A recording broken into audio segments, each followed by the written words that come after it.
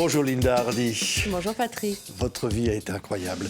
Miss France, évidemment, ça c'est une expérience inoubliable. Et puis mannequin pour Yves Saint Laurent. Et puis actrice. Et puis évidemment au théâtre, partout. Et là, c'est un livre ultra personnel et en même temps presque, je dirais, universel quelque part. Ménopause attitude, on s'attend pas à ça. Ensemble, reprenons le pouvoir. C'est un livre qui s'adresse à toutes les femmes pour leur dire quoi ? Regardez, j'ai 51 ans, je vieillis comme vous et je vais vous parler de ce que c'est pour une femme de passer un cap. Oui, c'est ça, parce que c'est une période charnière pour beaucoup de femmes. Justement, on va en parler à cause de la ménopause.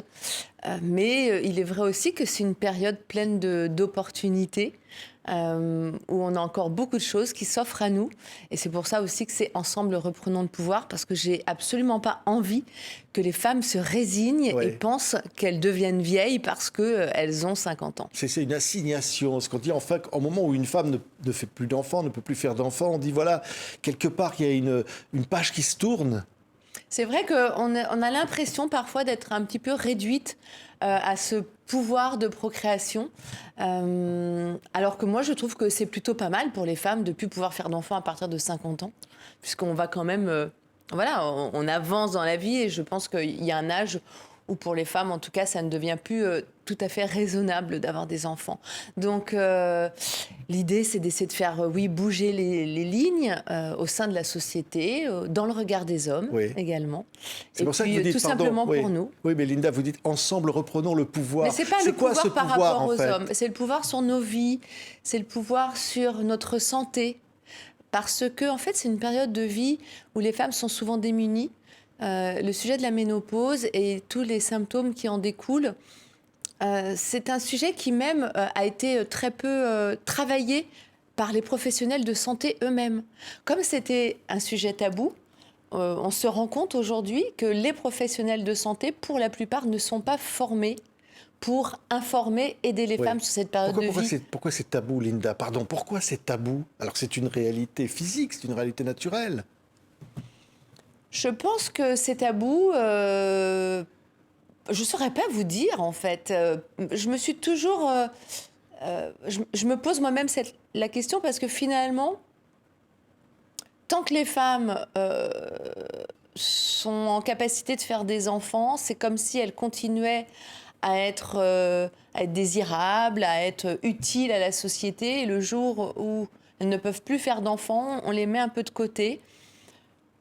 Moi, j'aurais tendance à dire que c'est pourtant une période où les femmes sont plus créatives que jamais, où elles ont acquis de l'expérience, où elles ont acquis de la sagesse, beaucoup de maturité, une intuition très forte.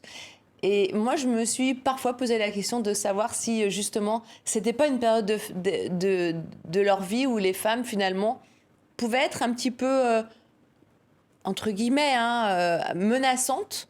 Et qu'il fallait au contraire... J'ai une anecdote très très drôle à ce sujet, par exemple. C'est que dans mon livre, j'ai interviewé un sexologue et il explique qu'un jour, il s'est retrouvé dans un espèce de congrès pour travailler sur le fait que les femmes, à partir de 50 ans, en tout cas quand elles traversent cette période de bouleversement hormonal, on puisse les aider par rapport au symptôme qui est la baisse de libido pour certaines. Et en fait, à l'époque... il était entouré d'hommes et la réponse qui a été donnée pour ne pas commercialiser ce fameux médicament, c'était de dire que si les femmes à partir de 50 ans avaient une libido dévorante, entre guillemets, ça bouleverserait l'ordre social. C'est dingue. Donc voilà, parfois on peut se poser certaines questions. En tout cas aujourd'hui, la chance que l'on a, c'est qu'on a des jeunes qui portent des messages qui sont très forts, qui ont envie de faire avancer, de faire bouger les choses. Et je pense que nous, entre guillemets, les aînés, ou les femmes aussi, qui sont un peu plus âgées, c'est également de notre rôle de prendre ce pouvoir-là. Et moi, ce dont j'ai envie, tout simplement, c'est de les encourager à agir sur leur santé, sur leur bien-être, sur leur vie au quotidien et ne pas se résigner. Oui, et alors justement, ce livre est formidable parce qu'il est plein de vie. C'est pas triste la ménopause, c'est ça au fond qu'on se dit. Et alors il y a des recettes de cuisine, il y a des conseils presque amoureux, il y a des conseils de vie. Comment on vit quand on dit, vous l'avez vécu Linda, et vous le dites dans ce livre, hein, une ménopause assez jeune. Et à un moment donné, voilà, c'est une nouvelle situation qui commence, mais on veut le vivre bien. On veut le vivre autrement, mais bien. Oui, alors on veut le vivre bien, et la bonne nouvelle, c'est qu'on peut le vivre bien. Après, c'est une période qui est bouleversante, durant laquelle les femmes sont une nouvelle fois, encore, obligées de s'adapter. Je pense qu'on est assez doués pour ça, nous les femmes, mais voilà, ça redemande vraiment de se réinventer sur beaucoup de points de vue. Il y a des choses que l'on faisait avant, que l'on ne peut plus faire. C'est pour ça que ce rôle d'information, pour moi, est capital. C'est pour ça aussi que dans le livre, j'ai voulu m'entourer de professionnels de santé, parce que mon expérience est certainement intéressante. Comment est-ce que moi j'ai vécu cette période? Comment est-ce que je la vis au quotidien? Mais chaque femme est différente. On n'a pas toutes les mêmes symptômes. Et c'est aussi important pour moi dans ce livre d'apporter une vraie expertise. Et c'est pour ça qu'il y a une place très grande qui est donnée à des professionnels de santé. Oui, je le disais tout à l'heure, bien sûr, vous avez été Miss France. Vous avez été portée dans la lumière très jeune. Très jeune, oui. Ouais, Linda. Et on vit ça comment quand on est une jeune femme, qu'on découvre comme ça la notoriété Je crois que je l'ai bien vécu. Je pense que j'avais cette faculté d'adaptation. Je pense que c'est très utile. J'avais pourtant que 18 ans, donc j'étais toute jeune. J'avais jamais voyagé. Je me retrouvais dans un monde totalement différent. J'ai vécu plein de choses merveilleuses. J'ai appris la vie. Dans le bon sens du terme, ça m'a aussi confrontée à des choses difficiles, parce que les gens s'imaginent souvent que parce qu'on est Miss France, la vie elle est toute simple et toute douce et toute belle tout le temps. C'est quoi les choses difficiles quand on est Miss France? En fait, avec le recul, je pense que ce qui est le plus difficile, il y a deux choses. La première, c'est que beaucoup de gens vous voient vraiment pendant longtemps comme une image et projettent sur vous cette espèce de fantasme de la reine de beauté. Et ça, c'est dur à un moment donné de s'en sortir, parce que moi j'ai été Miss France, ensuite j'ai été mannequin, et très tôt j'ai su que je n'étais pas que Miss France ou que mannequin, mais ma réalisation à moi de cette chose, de cette réalité, est plus longue à faire comprendre aux yeux des gens. Donc voilà, pendant longtemps, maintenant les choses sont différentes, mais à l'époque, être une reine de beauté, c'était pas forcément être hyper intelligente. Donc voilà, j'ai essayé de faire mes preuves par la suite. Il fallait se battre pour arriver peut-être à un moment donné. On va vous voir au cinéma avec Enki Bilal, Immortel, formidable film, et puis Demain nous appartient, des séries mémorables. Il a fallu se battre pour dire non, je ne suis pas qu'une reine de beauté, je suis autre chose. Tout à fait. Alors déjà, ce qui est normal, il a fallu que je travaille beaucoup pour devenir l'actrice que je suis aujourd'hui. C'est vrai qu'Enki, dans Immortel, m'a donné une chance absolument inouïe. Vous savez quoi, on a des images d'ailleurs à l'époque. J'ai envie de les voir. Avec Enki Bilal. On va les regarder. Il y a combien d'années? C'était en 2004. On a tourné en 2002. Le film est sorti en 2004, donc c'était il y a 21 ans. Ouais.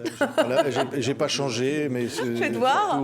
Vous non plus. Mais non, vous n'avez pas changé. Moi, j'avais les cheveux un peu plus courts. Mais voilà, donc c'est vrai que je parle souvent d'Enki dans mon parcours de vie d'actrice, parce que Enki, je sais qu'il s'est battu jusqu'au bout. Il me voyait vraiment dans ce personnage. Il ne voyait personne d'autre que moi. Et malgré mon parcours, malgré mon peu d'expérience, il m'a offert une chance que personne ne m'aurait offert à ce moment-là, et que l'on ne donnerait à personne aujourd'hui. C'est-à-dire qu'être dans un film à 20 millions d'euros en étant totalement inconnu, entre guillemets, en tant que comédienne et en étant une ancienne Miss France, c'était quelque chose de totalement inespéré. Il fallait vraiment que je ressemble profondément à ce personnage qui est le sien, à Gilles Bioscope, pour en arriver là. Et puis ensuite, Oui, j'ai beaucoup travaillé Ouais. pour bien faire mon métier, mais c'est normal, en Ouais. fait, c'est comme dans tous les Je me métiers. rappelle que vous écriviez à l'envers, hein, parce que c'était. Oui, j'écris c'est toujours à un truc, l'envers. hein. Ah, c'est On regarde dans un miroir. souvenir de ça. Hein. Alors, si je vous dis 1994, Oui, il y a une rencontre qui va vous mettre, j'allais dire, sous les feux de la rampe. oui, Une rencontre amoureuse. un peu plus que je l'avais été. Un peu plus. Mais enfin, une fois qu'on a été Miss France, il n'y a plus Oui. grand-chose qui nous met autant... Ah non, mais là, une histoire d'amour avec Johnny. Ah, vous allez me parler Mais de oui. cette histoire d'amour avec Johnny. Tout le monde m'en parle, hein, 30 Mais ans c'est après. normal. Hein. Oui, Est-ce qu'on c'est peut normal. Est-ce qu'on peut oublier Johnny, même 30 ans après? Ah, moi, j'oublierai jamais cette rencontre, ça c'est certain. Johnny était un homme absolument merveilleux sur voilà, beaucoup de points de vue et je pense que de toute façon, le public ne s'y est pas trompé. Ouais. Je pense que s'il a été autant aimé, adoré, adulé du grand public, au-delà de son talent, c'est parce que c'était aussi un homme avec beaucoup de charisme, beaucoup de gentillesse, beaucoup de générosité. Et ça, je pense que le public le ressent. C'était une vraie histoire d'amour avec Johnny? Oui, c'était une vraie Ouais. histoire d'amour. Mm. Ouais. Mais c'était une histoire d'amour qui a duré ce qu'elle a duré, parce que, pour des raisons qui sont très personnelles. Oui, mais au fond, il n'était pas le personnage public que l'on croyait. Parfois, qu'on faisait passer pour un type pas très malin. C'était pas ça, Johnny. Pas du tout. Il avait une énorme intuition, une grande générosité, une grande finesse d'esprit. Je sais pas d'ailleurs, j'ai pas souvenir d'avoir eu cette discussion de si ça le blessait ou pas, cette image qu'on essayait de donner de lui. Après, je pense que foncièrement, c'est quelqu'un qui savait ce qu'il valait et je pense que quand on est à ce niveau-là et qu'on a autant de talent, peu importe ce que les gens disent. Ouais. Mais est-ce qu'il y avait cette blessure intérieure, parfois, qui l'a conduit finalement à une forme d'autodestruction aussi? Est-ce qu'il y avait ça, on sentait ça chez lui? Bah oui, enfin, je pense que c'est un... Enfin, je ne veux pas m'exprimer sur le sujet plus que je ne devrais le faire parce que enfin, j'estime qu'il y a eu quand même des femmes dans sa vie qui ont été beaucoup plus présentes que moi. Et la décence veut que je ne rentre pas dans des choses qui lui appartiennent. Mais on sait tous qu'il avait eu une enfance assez difficile et que forcément, comme tout être qui, à un moment donné, a des blessures de l'enfance, ça nous porte un petit peu toute notre vie. Ouais. Est-ce qu'on garde une relation avec lui, des années après? Oui, on s'est revus. Je pense que l'un et l'autre, on a toujours eu de la tendresse l'un pour l'autre. Ouais. Ça, c'est immortel, ça. C'est immortel. Ouais. Voilà, vous avez bien fait le lien. Ouais. Ce qui est beau, c'est au fond dire les choses se vivent. Oui. Là, on revient à ce livre. Les expériences de la vie se passent. Et puis, quelque part, on est soi. Et on aime regarder ce que l'on est. Et on doit s'aimer, au fond. C'est un peu ça le message du livre, Linda. Oui, en fait, tout ce que l'on fait, tout ce que l'on vit, toutes ces rencontres, parfois on se demande, moi la première, quand on a une vie aussi riche que la mienne et les gens ne connaissent qu'un quart de ce que je veux bien raconter, c'est que c'est notre chemin. C'est qu'on est... voilà, moi je suis foncièrement convaincue que l'on vit les expériences que l'on doit vivre pour devenir la personne que l'on doit devenir. Aussi pour se poser les bonnes questions. Il y a des expériences heureuses, il y a des expériences malheureuses, mais il n'y a rien qui n'est là au hasard, ou en tout cas, il n'y a rien qui n'est là pour ne pas nous faire progresser. Donc voilà, oui, je pense que c'est le chemin d'une vie. Ce livre, ça raconte aussi ça. Et puis ça raconte que l'on doit continuer à profiter pleinement, jour après jour. La vie peut être courte. Savoir aussi, je trouve que c'est important, cette période de vie, c'est en tout cas là où je me trouve moi, de savoir quelles sont les priorités, quelles sont nos priorités. Est-ce que ce que l'on fait nous rend heureux ? Ou est-ce qu'on a envie d'être dans quelques années ou tout simplement, si tout s'arrêtait demain, c'est-à-dire si dans 2 ans, 3 ans, 5 ans, je n'étais plus là, qu'est-ce que j'aurais envie de faire aujourd'hui ? Ouais. Vive les vacances. Oui. Ah, ça, c'est une pièce de théâtre. On vous voit heureuse J'adore. sur scène, en tournée, comme ça. Vive les vacances, ou pas d'ailleurs, hein, dit le titre. Oui, surtout ou pas. Alors, c'est une pièce, c'est une comédie, c'est très drôle, mise en scène par Anne Bouvier, écrite par Marilyn Ball.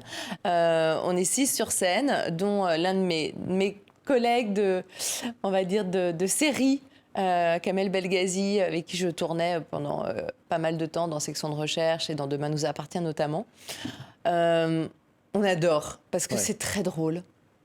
On prend une espèce de bouffée à la fois d'oxygène, de rire, de bonheur, de bienveillance de la part des gens dont on sent qu'ils ont vraiment aujourd'hui besoin profondément de passer des moments comme ceux-là, de rire. Donc voilà, moi ça me remplit beaucoup en tant que comédienne, cette légèreté auquel j'ai accès là, ça sera jusqu'à la fin du mois de décembre. Et puis je démarrerai en 2026 sur une autre pièce qui sera également une comédie. Vous vouliez chanter quand vous étiez toute petite, c'est vrai ça? Ah oui, c'est vrai, quand j'étais petite, je voulais chanter. Tous les mercredis, j'étais avec mon micro et tout ça. Vous savez quoi? J'ai une surprise peut-être en coulisses. Jacques Revaux, vous imaginez Jacques Revaux? Jacques Revaux. Compositeur le grand de Jacques My Way. Revaux. Le compositeur On parlait de Johnny, des Lacs du Connemara, de toutes les grandes chansons. le chanteur avec Michel Legrand, des films de Jacques Denis. Elle est belle, elle est magnifique. Moi, j'ai rien à faire ici. Je passais, j'ai le taxi, j'ai su que vous étiez là. Je voulais vous féliciter. Oh, merci. Parce que j'arrête pas de vous voir à la télé. Vous êtes en pleine promo, hein. C'est magnifique, ça. Ah ouais, il est merveilleux. Moi, je m'en vais. Mais alors, attends, non, m'efface. parce que Jacques a produit Johnny pendant des années. Oui, mais ça, Ah, c'est... ben quand même. Hein? Pas que, pas que on Johnny. était mais- jeunes, on était beaux. Ouais. On sentait bon le sable chaud. j'allais Bah oui, bien sûr. Je voulais vous dire vraiment toute l'admiration que j'ai pour c'est vous. moi qui devrais vous dire ça. Non, vous mais êtes tellement, vous êtes on un bel passe, artiste. On passe. Vous êtes une très jolie dame. Et puis, vous avez une intelligence qui reste pas là, mais qui est communicative. C'est vrai. Et je vous vois à la télévision, c'est extraordinaire. Maintenant, je vous salue. Je peux vous embrasser? Merci. Je vais finir mon sandwich. Bonsoir, Patrick. Derrière l'amour, qu'est-ce qu'il y a, Jacques? Toute une chaîne de pourquoi. Hein? Tant. Bonsoir. Bravo. Oh, merci beaucoup. Jacques Revaux, voilà, pas une bête. petite surprise. Oh, il est merveilleux. Linda Hardy, J'adore. regardez, Ménopause Attitude, ensemble reprenons le pouvoir. Vous allez faire un disque, je sens. Vous allez chanter. Vous croyez, c'est un peu tard maintenant, je crois. Merci Linda. Merci Merci à beaucoup. vous, merci de m'avoir reçu.